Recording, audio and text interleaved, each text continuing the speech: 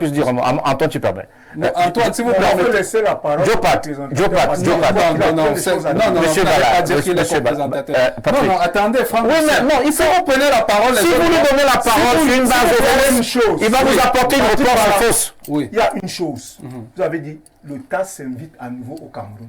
La première question qu'on se pose, au regard des sentences que nous avons eues en la journée du 15, et vous savez que la Fédération camerounaise de football, depuis qu'elle a été prise en otage par ceux qui sont là, vraiment, on a du mal à respecter les décisions de justice, même en interne. Quand vous savez que M. Chilik avait tout annulé. Tout annulé. Tout annulé quoi? Tout, s'il te plaît. S'il te plaît. Nous avons des décisions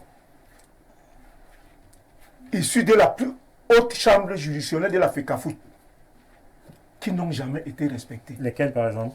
On veut bien savoir. C'est bien beau d'annoncer ça comme ça, mais donnez-nous les décisions qui n'ont pas été appliquées. M. Chilik avait tout annulé. Vous voyez qu'on fait un M. Chilik avait tout annulé. Je ne vois aucune après décision. Le passage de maître à la fédération au niveau de la Ligue régionale du centre. Cette décision-là, elle n'a jamais été respectée. Nous avons annulé l'élection de M. Sédou Mbombo Njoya. Vous voyez que ce jour-là, le Messie, parce qu'on dit le Messie est venu prendre le football camerounais en otage. Ce monsieur est allé chercher son ami. Bon, le rapport ils ont floqué le maillot au nom du chef de l'État.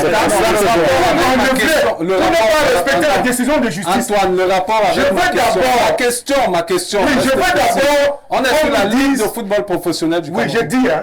Vous répondez sur la Ligue de football professionnel du Cameroun.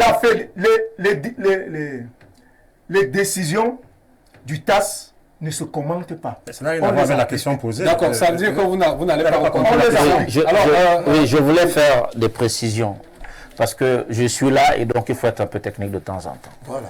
Je le dis en regardant droit votre caméra, que ce soit sous Sédou Mbombo Njoya ou maintenant à l'ère Samuel Eto'o, le tribunal arbitral du sport, dans aucune espèce, n'a déclaré que la dissolution de la Ligue professionnelle de football du Cameroun avait été valide.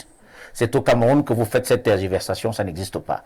Ce que l'OTAS a reconnu sous Sédou Mbombo Njoya, c'est le retrait des compétences que l'OTAS vient à nouveau de confirmer avec les décisions qui sont sorties le 15. Donc il n'y a jamais eu une décision de justice, une décision du tribunal arbitral des sports qui dit que la Ligue professionnelle de football a été dissoute. Et j'ai défendu ça contre mes maîtres que sont les maîtres Bissot et tout ça.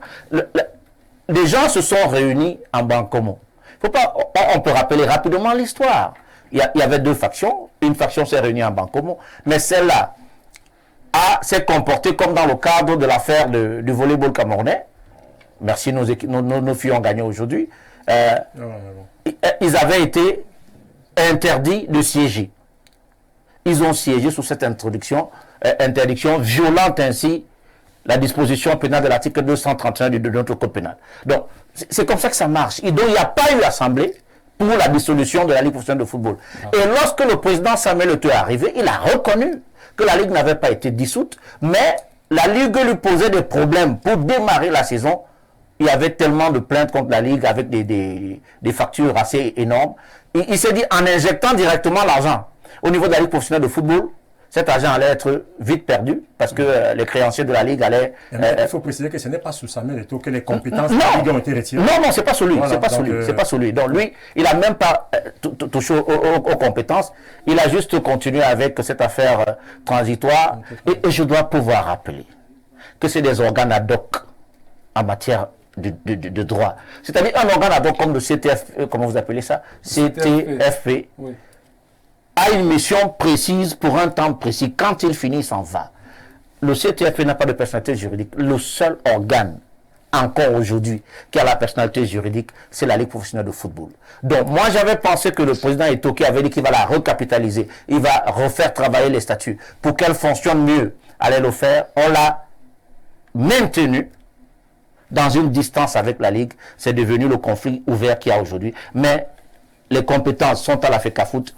La Ligue a sa personnalité juridique, elle n'a jamais été dissoute. Il faut que ce soit dit clairement sur ce plan. Merci. Alors, Christian Elvis